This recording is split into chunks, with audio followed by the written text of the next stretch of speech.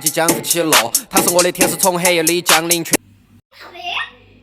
কারণ ম্যাম আমি সবগুলো মুভির মধ্যে দেখি যে ছেলেরা পরে থাকে ফুল হাতার গেঞ্জি এবং ফুল প্যান্ট, আর সবগুলো মুভিতে দেখি মেয়েরা পরে থাকে শর্ট গেঞ্জি এবং শর্ট প্যান্ট।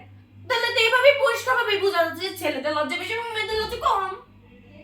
বলতো কোন জিনিস ছেলেরা বানিয়েছে কিন্তু ছেলেরা ব্যবহার করতে পারে না, মেয়েরা ব্যবহার করে?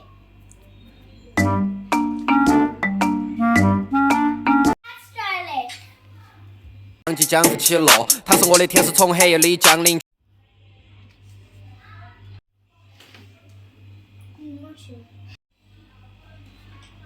কিভাবে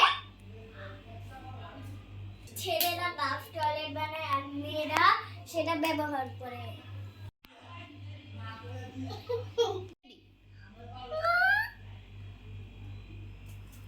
বলটু, হিংস্র প্রাণী গণনার প্রথমে কোন প্রাণী আসে? কি? হ্যাঁ, আমি কি হিংস্র প্রাণী? আপনি যেভাবে আমাদেরকে মারেন তাতেই তো বোঝা যায় আপনি একটি হিংস্র প্রাণী। এটা লুকে কেন নাই, দাঁড়িয়ে যাও।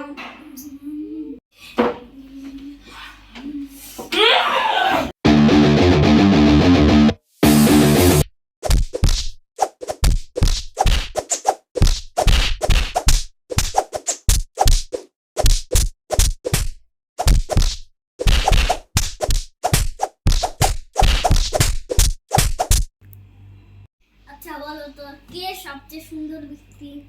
বিটিআর সবচেয়ে সুন্দর ব্যক্তির মধ্যে এক নাম্বার। অ্যানসার দিয়েছো।